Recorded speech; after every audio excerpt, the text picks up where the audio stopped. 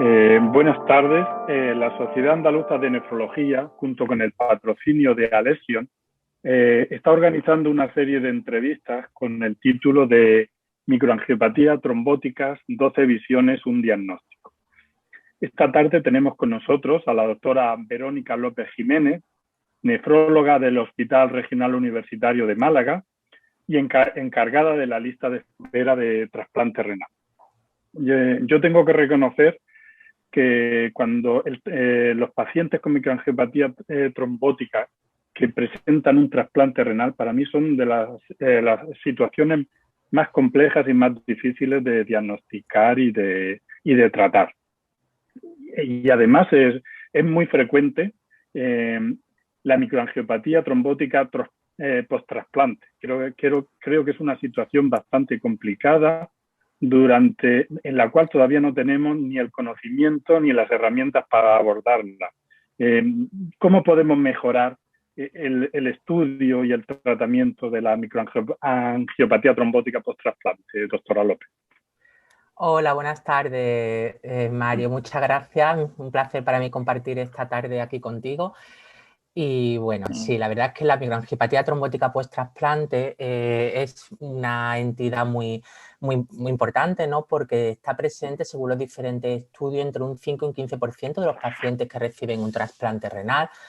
Y esta puede ser secundaria a la recurrencia de una microangiopatía previa al trasplante, es decir, de un síndrome hemolítico urémico atípico que ya estaba presente antes del trasplante y que el paciente desarrolla una recurrencia después del trasplante, o bien ser secundaria a la activación del complemento que tiene lugar tras la muerte del donante, tras la lesión de isquemia reperfusión, o bien ser secundaria a las diferentes causas como sería la inmunosupresión, el desarrollo de un rechazo humoral o bien algún tipo de infección que, como sabes, son muy frecuentes después del trasplante renal.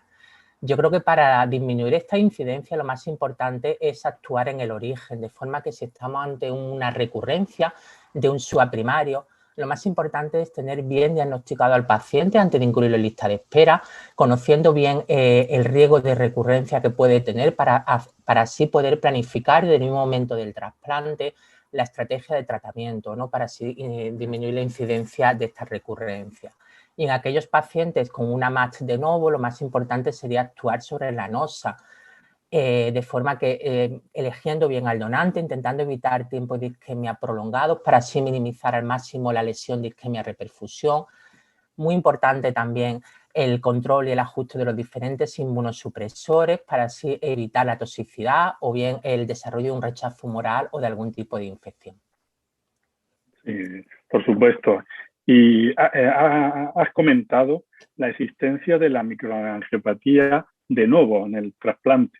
Y claro, si sucede esto es porque el paciente pues probablemente haya llegado a la situación de insuficiencia renal crónica terminal por una enfermedad relacionada con el complemento, relacionada con el hemolítico urémico.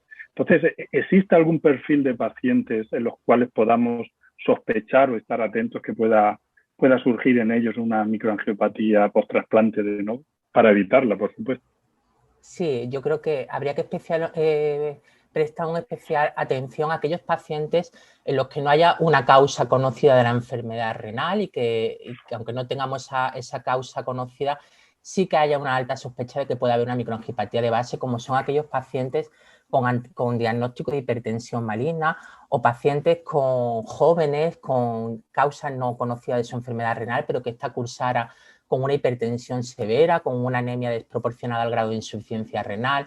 También muy importante en las mujeres que desarrollan una preeclampsia durante el embarazo y que a posteriori hacen algún fracaso renal. Yo creo que este perfil de pacientes es el que habría que estar muy pendientes porque puede haber como base un síndrome hemolítico urémico. Y sobre los estudios genéticos, ¿consideras que son útiles? ¿En qué pacientes deberíamos pedirlos para que nos ayuden a conocer la enfermedad, sobre todo? Sí, los estudios genéticos son muy útiles. Yo creo que no solo nos ayuda al diagnóstico, sino sobre todo nos puede ayudar a establecer una estrategia terapéutica en función de los resultados que obtengamos, ¿no? Sí es cierto que hasta un 40% de los pacientes a los que les solicitamos un estudio genético este va a ser negativo, no vamos a ser capaces de detectar la mutación genética o algún polimorfismo, ¿no? Pero en aquellos casos en los que sí que seamos capaces de detectarlo, ello nos va a guiar bastante al tratamiento desde el mismo momento del trasplante para evitar la recurrencia. Sabemos, ¿no?, por los diferentes estudios publicados, que hay pacientes con mutaciones, los factores, por ejemplo, el factor H o el factor B, tienen un altísimo riesgo de recurrencia, prácticamente del 100%, y en estos pacientes pues, habría que establecer un profilaxis con eculizumab en el momento del trasplante, ¿no? Yo creo que esta es la respuesta. Sí, además ya has comentado perfectamente cuál es el perfil de pacientes de los cuales está indicada su realización. Y después, yo sé que estáis trabajando en este tema, pero ¿crees importante tener protocolos para el diagnóstico, para el manejo, para el tratamiento, sobre todo en este grupo de población de los trasplantados renales? Sí, ¿Cuál es vuestra experiencia en este aspecto?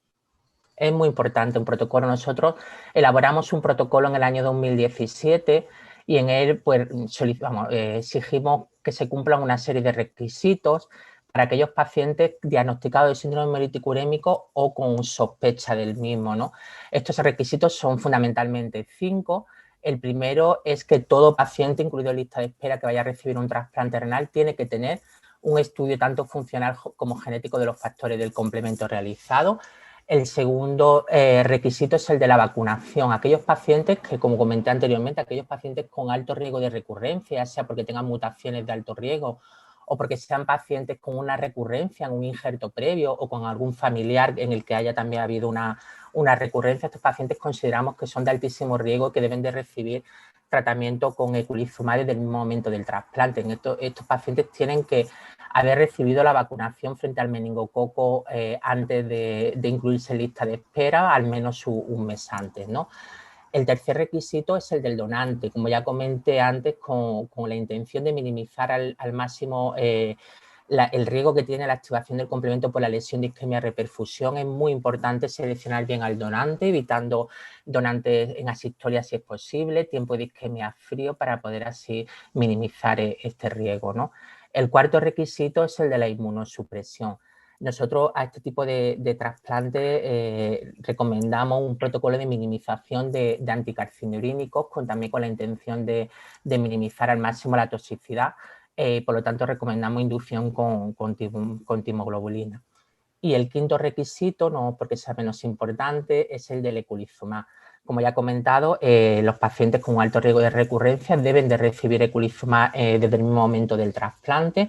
Nosotros recomendamos administramos una dosis de 1.200 miligramos justo antes de bajar a quirófano, que se sigue de una dosis de 900 miligramos a las 24 horas. Y si es cierto que estas dos dosis no están recogidas en ficha técnica, la primera es la que no estaría recogida.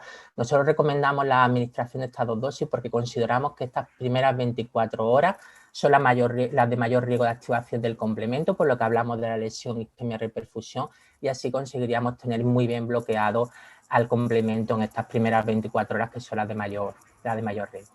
Este es nuestro protocolo. Perfectamente. Vosotros realizáis muchísimos trasplantes en Málaga. Realmente aquí sois un ejemplo y sois centro de referencia para diversas unidades. ¿Cómo os coordináis con ellos, con estos pacientes tan complicados? Sí, la coordinación con el centro de diálisis es muy importante, es fundamental. Nosotros tenemos una estrecha relación. Desde el propio centro de diálisis son ellos los que nos solicitan los estudios genéticos cuando el paciente llega a la situación de insuficiencia renal a diálisis sin que se haya realizado previamente. Es cierto que cada vez son más los pacientes que ya llegan diagnosticados a diálisis con el estudio genético realizado. Es muy importante que desde el centro de diálisis nos hagan la solicitud de los estudios genéticos precozmente, ¿no? Porque todos conocemos de lo que tardan, ¿no?, los resultados para así no retrasar mucho la inclusión del paciente en lista de espera. Una vez consideramos que el paciente es subsidiario de trasplante y sobre todo si es subsidiario de tratamiento con eculizumab, es muy importante que reciban información estos pacientes, tanto desde el centro de diálisis como desde el centro trasplantador. Deben conocer tanto el riesgo de recurrencia que tienen como que este tratamiento es un tratamiento que van a mantener mientras dure el trasplante, ¿no? Hasta el momento no existe suficiente evidencia científica que apoye la suspensión del fármaco tras el trasplante. Debe ser un tratamiento indefinido y los pacientes tienen que saber que tienen que acudir al centro trasplantador o bien al centro donde vayan a seguir su trasplante, aunque no sea el centro trasplantador, el que se le derive después, cada 2 semanas para recibir este tratamiento. Esto es muy importante, la información al paciente. Muy bien, ya por último, es solamente el comentario. Yo a todos los especialistas les estoy preguntando sobre una lista de parámetros analíticos y cuál es para ellos el más importante. Al final no sé qué sacaremos, pero aquí la Verónica, la doctora López, le ha dado un papel fundamental a la histología. Yo me alegro de ello. ¿Tienes algo que comentar? Yo me imagino que será el que hace muchas biopsias, confía en la histología. Sí, yo he puesto en primer lugar la función, la creatinina y la histología, y el motivo es porque en mi experiencia un porcentaje muy importante de los pacientes trasplantados no hacen expresión hematológica de la MAT. Entonces, con facilidad se nos pueden escapar si solo estamos pendientes a las plaquetas y a la hemoglobina. Es muy importante que ante cualquier aumento de la creatinina hagamos una biopsia renal, porque ya te digo, hay un alto porcentaje de pacientes que no van a tener expresión hematológica. Por eso he puesto la creatinina y la histología. En segundo lugar, pondría la hemoglobina y las plaquetas, que bueno, eso sí que si hay expresión hematológica, pues nos van a orientar bastante, nos van a poner en alerta. En tercer lugar, pondría los quistocitos y la actoglobina, que son parámetros de hemólisis más específicos. Y en último lugar, no porque sea menos importante, sino porque quizás sea el menos específico, pondría la LDH. Sí. Estupendo, pues muchísimas gracias en nombre de la Sociedad Andaluza de Nefrología y de Alession por tu participación y por ilustrarnos en estos temas. Muchísimas gracias, Verónica. Muchas gracias, Mario. Un placer.